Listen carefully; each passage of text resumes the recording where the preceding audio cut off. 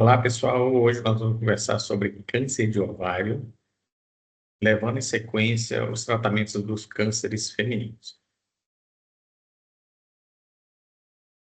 Câncer de ovário, talvez a gente divida em dois, porque é um tema muito expressivo, que tem muita informação, e vamos ver se a aula não vai ficar tão cansativa, tá? E quando nós estamos falando de câncer de ovário, nós estamos falando de, de câncer também de tuba de falópio e de câncer primário de peritônio. Por quê? Porque eles têm o mesmo princípio fisiopatológico e também têm a mesma estratégia de tratamento. Primeira informação relevante em termos do câncer de ovário é localização anatômica e concepção anatômica em relação ao estadiamento. As informações dessa aula foram tiradas dessas duas fontes de dados, diretriz da SBOC e o NCCN Guideline. Primeiro fato importante, o ovário é um órgão que está dentro da cavidade peritoneal, mas ele é um único órgão do corpo humano que é verdadeiramente intraperitoneal. O peritônio da mulher, diferente do homem, ele não é um saco 100% fechado. Ele tem dois pontos de abertura, que são nas pontas da trompa. Por quê? Porque o ovário, quando ele ovula, o óvulo tem que percorrer um pequeno espaço dentro do peritônio. Ele tem que sair do óvulo e entrar dentro da trompa. Ou seja, o ovário é considerado um órgão intraperitoneal, mas ele não é revestido por peritônio na sua superfície. Em vez disso, na sua face externa, ele tem um epitélio, que é um epitélio germinativo. Isso faz toda a diferença na disseminação do câncer de ovário. O principal órgão de disseminação do câncer de ovário é o peritônio. E o peritônio, quando tem disseminação do câncer de ovário, não é considerado uma doença metastática. Isso é uma doença localmente avançada. Isso é importante, tá? O ovário tem vários tecidos dentro dele, que dão origem a tumores diferentes, tá? Então, nós temos os tumores de células epiteliais, os tumores de células germinativas, os tumores de estroma do cordão sexual, ou lesões de outros órgãos que não são primários de ovário, que podem parar no ovário. Nós vamos conversar só sobre os tumores epiteliais, que é a grande maioria dos tumores de ovário. Incidência, o câncer de ovário não é um tumor de alta incidência. 6 a 7 casos por 100 mil mulheres por ano, em torno de 300 a 320 mil novos casos por ano no mundo, bem abaixo do câncer de mama, do câncer de colo uterino e mesmo do câncer de endométrio. Mas é um tipo de tumor que tem uma complexidade importante em termos de tratamento e que traz consigo alguns conceitos genéticos que surgiram no câncer de ovário e foi avaliado para abordagem de outros tumores. Sintoma mais comum, e aqui eu estou falando de sintoma de doença avançada. Não existe programa de screening de detecção precoce para o câncer de ovário. Sintomas mais comuns são os sintomas que não são específicos. Distensão abdominal, dor ou desconforto abdominal, saciedade precoce, alteração do hábito intestinal, aumento da frequência urinária. Tudo isso pode ser decorrente de presença de ascite e quando a gente tem doença avançada, que não é o objetivo do programa de screening, né? Então, sintomas comuns são em relação à doença avançada. A suspeita clínica é baseada em sintomas persistentes e, se o paciente tiver alguma dessas queixas de massa anexial, até que se prove o contrário, essa paciente tem um câncer de ovário. Qual é o primeiro exame que o paciente tem que fazer? Ultrassom transvaginal. Ele avalia o ovário e se tiver alguma alteração nesse ovário, ele informa se é sólido ou é cístico, sendo que lesões sólidas têm um risco de malignidade muito maior. Se uma lesão cística tem septação, que também passa a ser uma lesão suspeita, projeções papelares, ou seja, pequenas verrugas dentro desse cisto. Se você tem cisto bilateral, isso aumenta o risco. E se você tem algum desses achados associado ao ascite, você tem que provar que a paciente não tem um câncer de ovário. Associado a isso, podemos fazer marcadores tumorais sanguíneos do tipo CA125, que não têm uma especificidade e sensibilidade alta, mas que, quando positivo, serve inclusive como marcador de resposta ao tratamento. Podemos levar em consideração o uso de outros marcadores séricos, como o CEA, o CA19-9, o beta-HCG, alfa-fetoproteína e LDH ou HDL, quando você suspeita de tumores germinativos do ovário, que não é o caso. A confirmação é sempre por biópsia, é a menor biópsia para ovário, é a retirada do órgão. Geralmente fazemos isso por videolaparoscopia, a gente pode ver a lesão do órgão, ou, mais interessante, lesões peritoneais. Quando que a gente pode fazer uma biópsia guiada por agulha? Quando a gente tem doença avançada, ou seja, a doença já está em todo o peritônio, e se você perfurar o ovário, você não vai disseminar isso no ovário. Lembra que eu falei lá da questão anatômica? Existem poucos órgãos que uma biópsia percutânea com agulha muda o estadiamento. O ovário é um deles. Então, se você tiver lesão sólida exclusiva no ovário, é contraindicado formalmente fazer uma biópsia por agulha. Você tem que fazer uma retirada completa do órgão. Porém, se você tiver doença metastática já no peritônio, aí não tem grandes problemas, que o grande risco de disseminação de doença ovariana para o peritônio é quando você perfura o ovário. Por quê? Porque a superfície ovariana está dentro da cavidade peritoneal verdadeiramente. Ou seja, não se faz punção de massa anexial suspeita de câncer de forma rotineira se você não tem achados de doença à distância. Outro exame importantíssimo, toda paciente com câncer de ovário, de forma ideal, isso não é disponível ainda de rotina no SUS, deveria fazer um teste molecular com BRCA1 ou com BRCA2. O que são esses genes? São genes envolvidos com a recombinação homóloga, que aqui é a grande contribuição de câncer de ovário para a oncologia. Por conta do câncer de ovário, a gente descobriu esse conceito, deficiência de recombinação homóloga. E isso veio da deficiência desses dois genes, o BRCA1 e o BRCA2. Por quê? Após, temos que fazer isso aqui, imunistoquímica eu vou pular só para fechar o diagnóstico, mas o gene BRCA1 e BRCA2, eles são genes supressores tumorais, eles são fundamentais para a manutenção e estabilidade do DNA.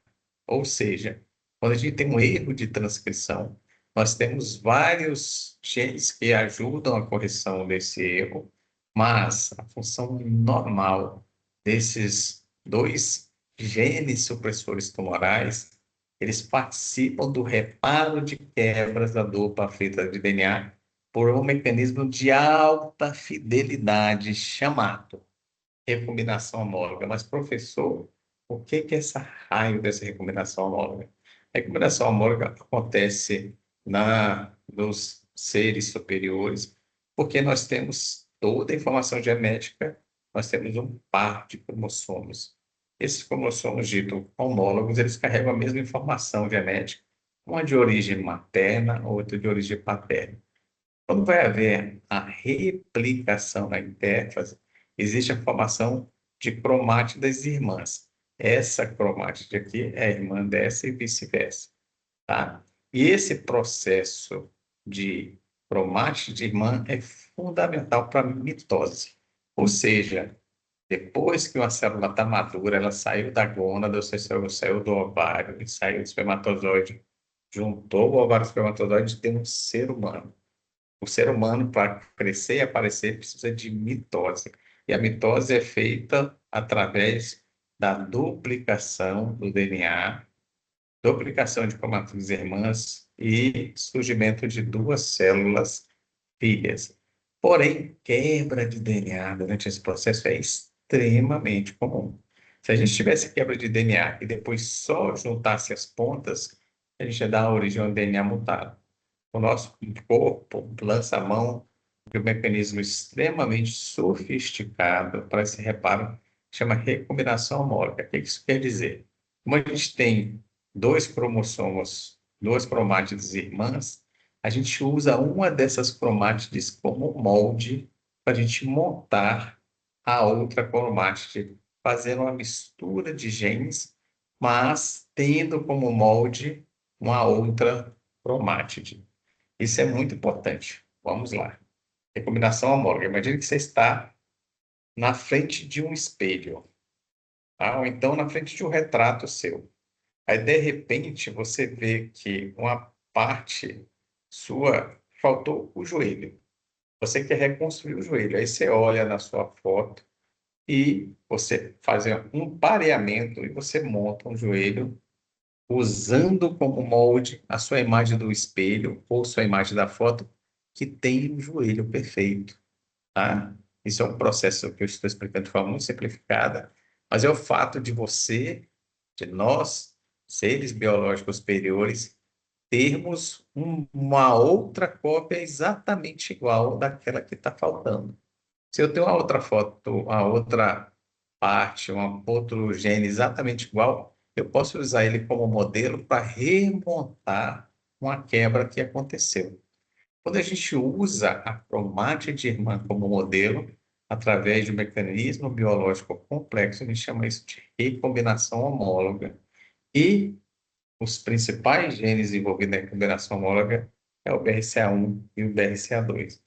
E por que que isso é tão importante? Porque a primeira medicação baseada em farmacogenômica, ou seja, que funciona em pacientes com um perfil de código genético específico, surgiu do câncer de ovário, que nós vamos ver um pouquinho na frente. Então, em termos simples, o BRCA1 e o BRCA2, eles consertam danos graves no DNA. Se a mutação nesse gene ele não funciona, a gente começa a ter esse tipo de mutação.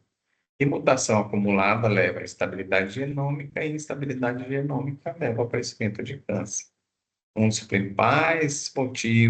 principais motivos da transformação maligna da célula ovariana é mutação do BRCA. E mutação do BRCA levando a acúmulo de mutações, instabilidade genômica e aparecimento do câncer. Os cânceres associados à mutação germinativa no BRCA e BRCA2: mama, ovário, próstata e pâncreas. Não é só ovário. Mas, pacientes que têm mutação no BRCA1, o risco de ter câncer de ovário gira em torno de 45%. Então, é muito expressivo e as pacientes com esse tipo de mutação ganham a indicação de fazer uma salpingoforectomia redutora de risco. Então, você imagine uma situação em que a paciente teve um câncer de mama, mas não teve um câncer de ovário e ela é mutada para um desses dois genes. Você tem que conversar com a paciente e, no momento adequado, oferecer uma cirurgia redutora de risco, porque o lifetime risk, ou seja, a possibilidade dessa paciente desenvolver câncer de mama e de ovário é muito alto, tá? Além disso, a gente sabe que existe um prognóstico e um valor preditivo também desses exames. Por quê? Porque os pacientes com tumores PSA mutados, eles tendem a responder melhor à quimioterapia e principalmente o grupo de quimioterapia baseado em platinas. E ele permite terapias-alvo, como laparib, niraparib, que são medicações que agem exclusivamente em pacientes que têm alteração dos genes de recombinação homóloga, tá? Depois do diagnóstico do câncer de ovário, a gente também tem que fazer os exames de estadiamento. Então, nós estamos falando aqui, suspeita de câncer de ovário, laparoscopia confirmatória, depois disso, marcador tumoral e exame genético para avaliar se tem mutação do BRCA1 ou não. Exames de imagem, tem que fazer uma ressonância tomografia do abdômen total, uma tomografia de tórax, avaliação endoscópica ou colonoscópica, principalmente se a gente tem um tumor de ovário do tipo mucinoso. Por quê? Porque a maioria desses tumores tem origem gastrointestinal com metástase no ovário. O estadiamento, a JCC, ele é dividido no 1, 2, 3. O T1 é o tumor macroscópico apenas nos ovários, ou seja, ele não saiu do ovário, tá? Isso é importante. O T2, o tumor macroscopicamente na pelve, ele não saiu da pelve verdadeira. E o T3 é um tumor fora da pelve, tá? Aqui tem essas subdivisões, isso aqui não é para a gente decorar, nem ler na aula, mas consultar quando necessário. O N é o linfonodo, avaliação linfonodal, quando é positiva é N1, tá? E quando é negativa é N0. E metástase, olha só, metástase peritoneal, como a gente pode ver aqui, ó, no mesmo microscópio peritoneal, ele é doença localizada. A metástase é definida como metástase à distância, como derrame pleural, com citologia positiva ou biópsia não, metástase em parênquima de tumor sólido. Ou seja, peritônio positivo não quer dizer doença metastática, e você pode fazer uma abordagem loco-regional intensa nesse grupo de pacientes. Como que se faz o procedimento padrão após o diagnóstico? Após o diagnóstico do câncer de ovário, se você não tem doença irressecável, você avalia se existe doença irressecável ou não, através de avaliação clínica e exame de imagem, essa paciente tem que ser submetida a uma laparotomia exploratória. E durante a laparotomia, que nós temos que procurar fazer? Citoredução completa. O que isso quer dizer? Tirar todo o tumor macroscopicamente visível. Depois tem que fazer um. Depois não. Vamos inverter um pouquinho. Ó. Depois da laparotomia, ou seja, se abriu a cavidade peritoneal, não tem ascite e não tem doença peritoneal, primeira coisa que o cirurgião tem que fazer, jogar soro, lavar a cavidade abdominal e aspirar esse soro e mandar para citologia oncótica. Ou seja, se tiver células desgarradas no peritônio, isso já muda o estadiamento da paciente. Depois disso, ele tem que procurar tirar toda a doença macroscópica e fazer uma salpingo-oforectomia bilateral com esterectomia, tá? Então, citologia oncótica, expressão da cavidade, biópsias ou ressecções de aderências que podem ser confundidos com metástase peritoneal, ou metectomia infracólica, tá? Ou seja, é uma retirada de tudo que é macroscópico na cavidade abdominal e necessariamente tirar trompas e ovários bilateral e fazer uma esterectomia também.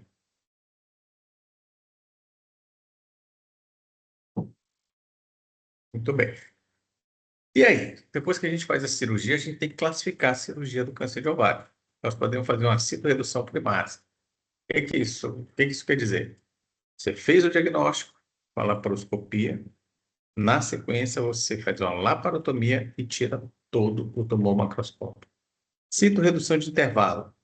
Você fez a laparoscopia, o paciente tem muita doença, você acha que não vai ressecar, mas você faz uma quimioterapia pré-operatória, seu paciente pode fazer um downstage, você faz uma cirurgia, chama citoredução de intervalo. Citoredução secundária, você operou o paciente, tirou toda a doença do peritônio, ela voltou com a doença, você opera de novo. Citoredução completa, ausência de doença residual.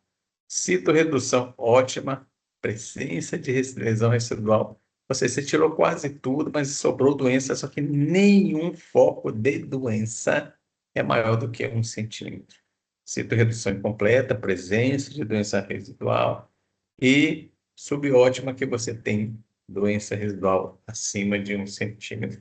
E sem citorredução é que a paciente não aguenta a redução em ponto final. Outro fato importante é tentar fazer uma linfadenectomia de reto peritônio. Por que é importante decidir ou não essa necessidade? Se é uma cirurgia de alta complexidade, tem que ser feita em mãos habilitadas.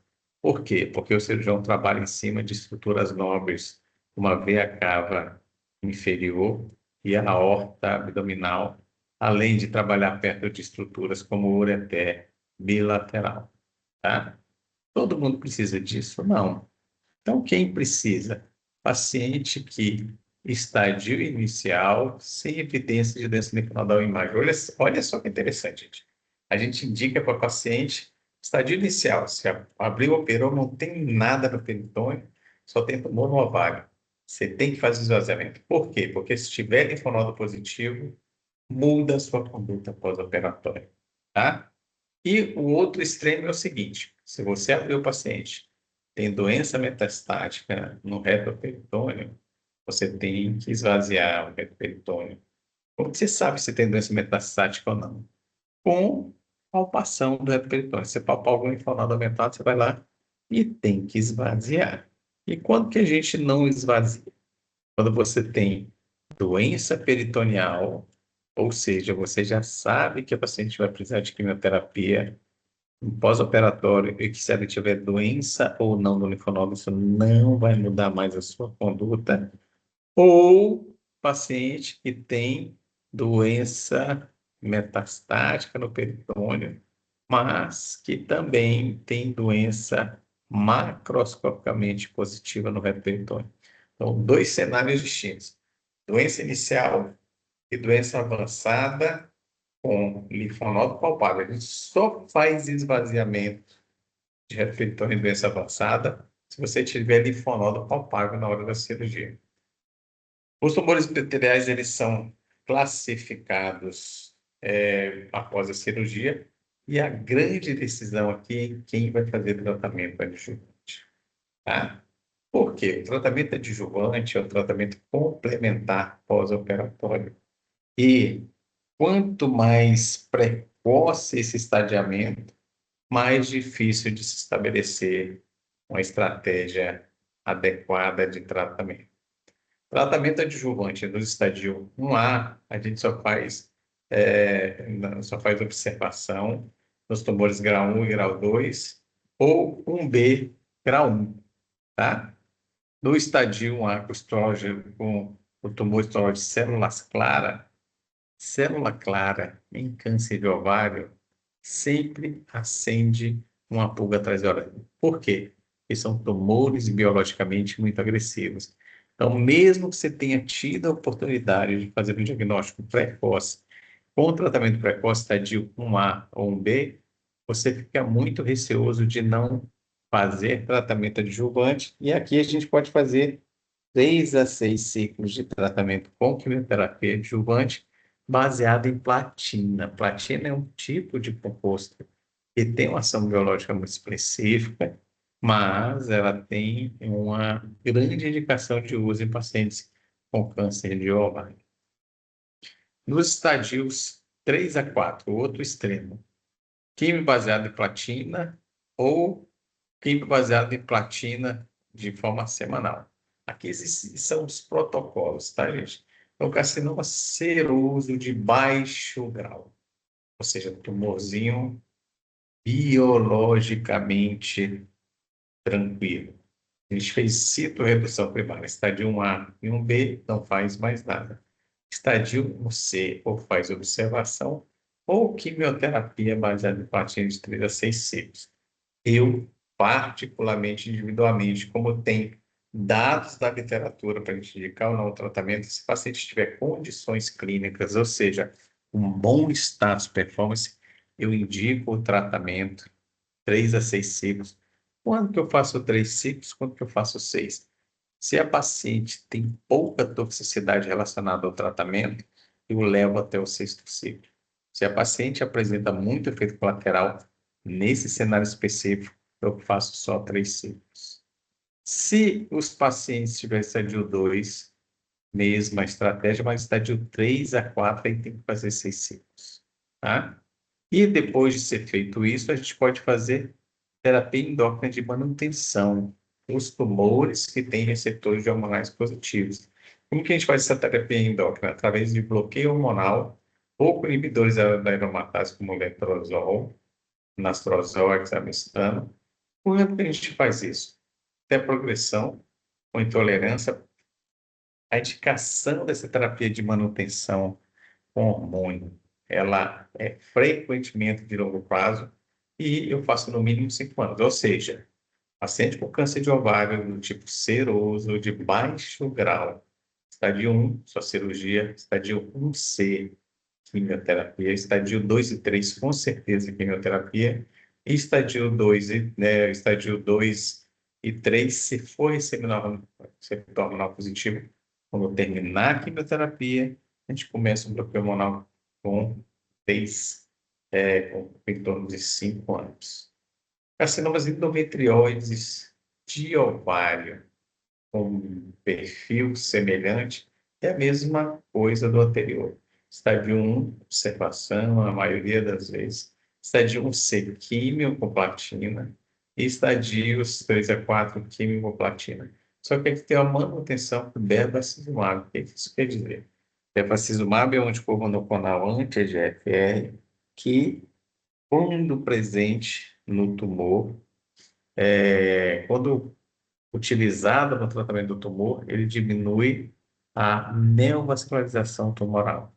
O tumor, para sobreviver, precisa de vaso sanguíneo. Se você destrói o mecanismo pelo qual ele gera esse vaso sanguíneo, você tende a melhorar a estratégia de tratamento.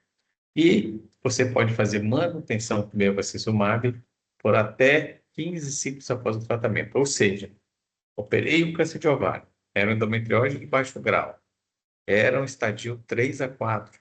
Fiz químio mais platina, deu tudo certo.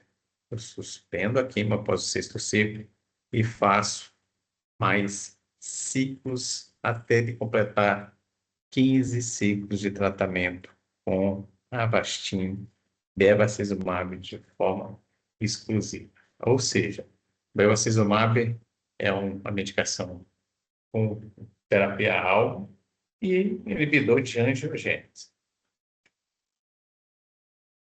Tumores mucinosos também. O que é um tumor mucinoso? É um tumor que a maioria da componente dele é um componente semelhante a um muco. Por isso que ele chama mucinoso, tá? Os tumores mucinosos, toda vez que a gente está frente a um tumor mucinoso de ovário, a primeira pergunta que a gente faz é se esse tumor realmente é primário de ovário ou se ele não é lesão metastática de tumor gastrointestinal.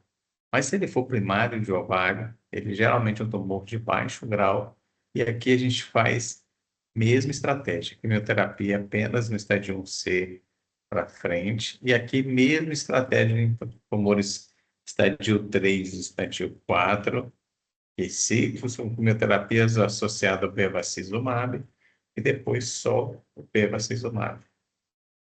E essa aula eu estou pensando em dividir em 2 aulas. Essa é a primeira parte da aula.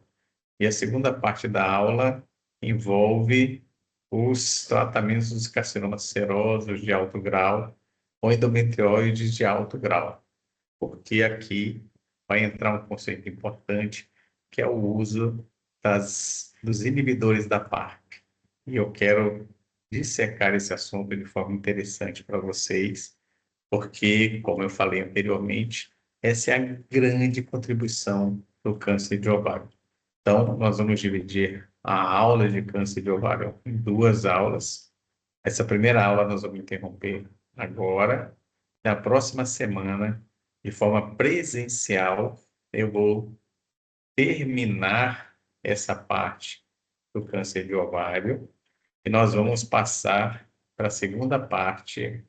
E nós vamos revisar um pouquinho desse primeiro conceito, vamos terminar essa segunda parte. Nós vamos conversar muito sobre esse conceito, recombinação homóloga, e como que a gente usa uma mutação do gene de recombinação homóloga a favor da paciente, ok? Que é a ausência da recombinação homóloga que fez a paciente ter o câncer de ovário. Como é que eu posso usar agora essa mesma informação que fez a paciente ter o câncer a favor dela através de uma estratégia de tratamento que envolva biologia molecular?